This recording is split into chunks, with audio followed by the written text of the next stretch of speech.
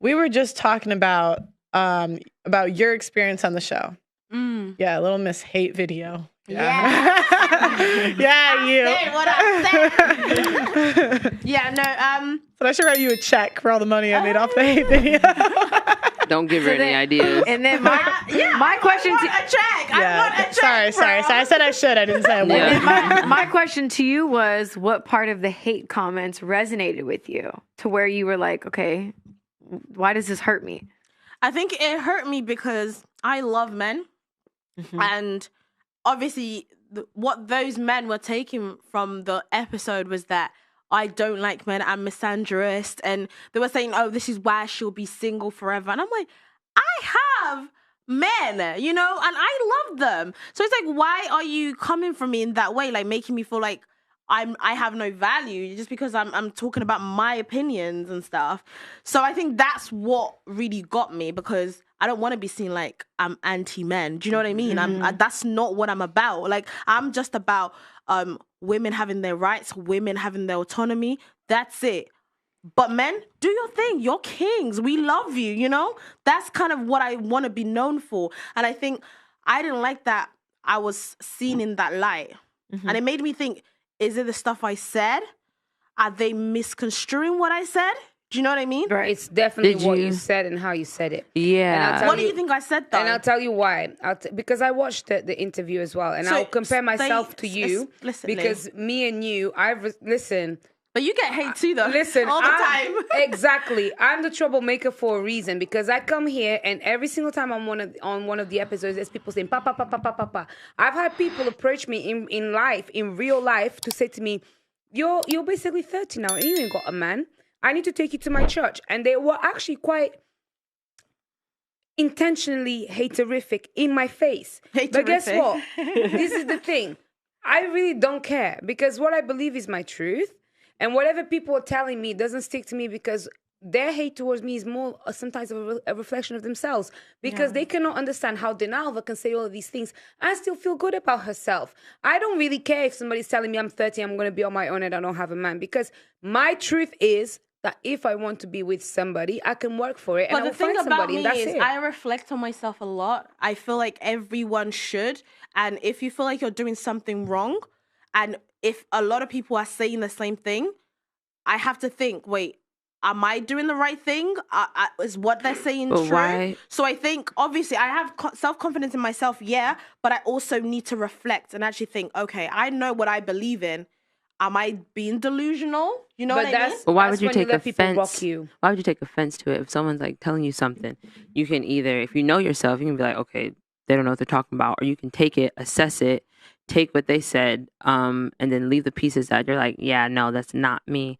Why would you get offended by something? Because when I first came on the show, they didn't like me at all, and I was just like, well, I don't know why they don't like me. Or I would listen to what they were saying. I was like, okay, well, maybe I should listen more, take what they say and say and do things differently, or say things differently, and understand from them. And if they're speaking a little rubbish, I'm like, okay, y'all don't know what you're talking about. Go on with your life.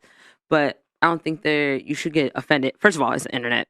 Everybody gonna say whatever they want to say. I hate how people always say it's the internet. It's like, life. Bump the internet. It's life. People are killing themselves because of the internet. Like, we need to start. People are killing themselves outside of the internet. So, you know, try to talk into your mic a little closer. We need to have a bit of censorship, because people just keep saying it's the internet. It's the internet. When I came on the show, it was so overwhelming. Like, so much like. But why are you coming on the comment? But you also remember, you also made the choice, like you were talking most of the show, and there's people that come on, they don't really know what type of show it is, and they just keep quiet. They're I can see the shock in their face, and I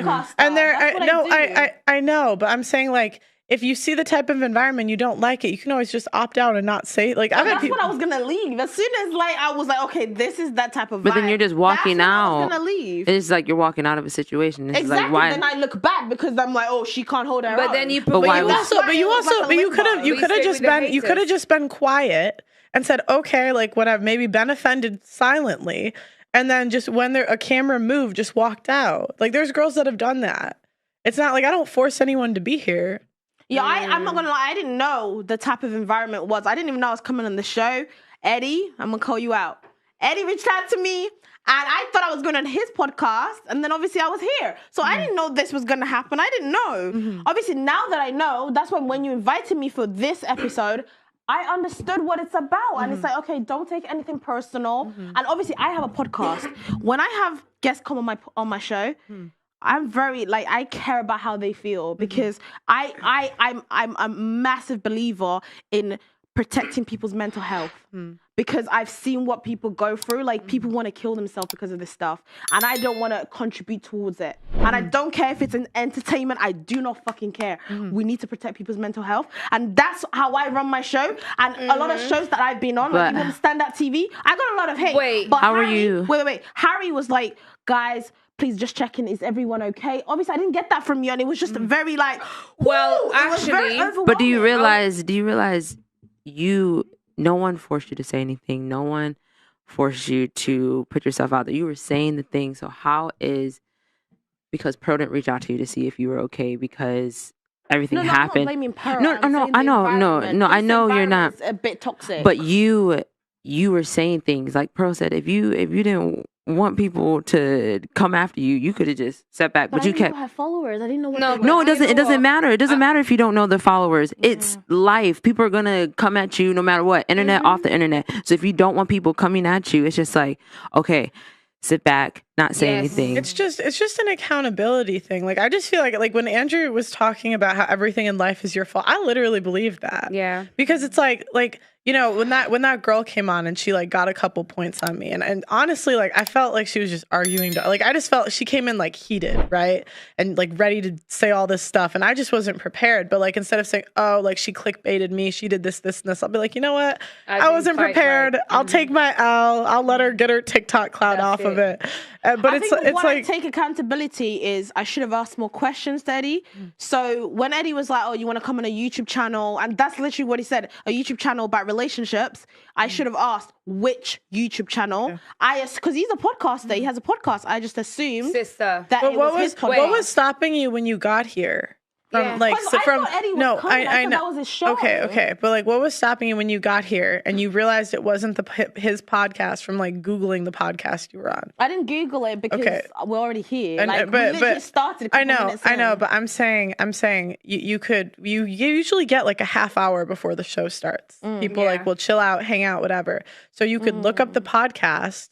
You could see the titles within 5 minutes of research, and I've had people do that. And leave. Just leave. You live and you learn. And this is why I will never accept any invitation to any show, any podcast until I know exactly what I'm walking into. Wow. But here's the thing, I'm sorry. No, but I'm not trying to get insulted. No, I just tell you something. I just feel walk into anything, be brave. It's opportunity. It's I'll walk into any room. If you would have never came on, you wouldn't be sitting here. If you would have left, you wouldn't be sitting here. It's an opportunity. Listen, and that's the truth. Every single time, especially when it comes to the internet, you know one thing. There'll be people that like you, there'll be people that don't like you. Especially if you now have an opinion that is strong, whatever that opinion is, be ready to face the backlash. Because I met you through Castillo. When I went on his show, I knew that there was a possibility that people go against me because I come with a different personality and I'm always ready. The moment the camera is on, I know the consequences of my actions. So there is no excuse to go somewhere and be like,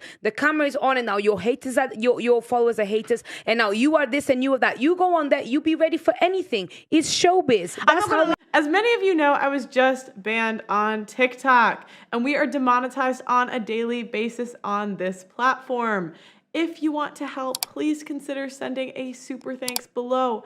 Every donation helps, and it helps make what we do possible.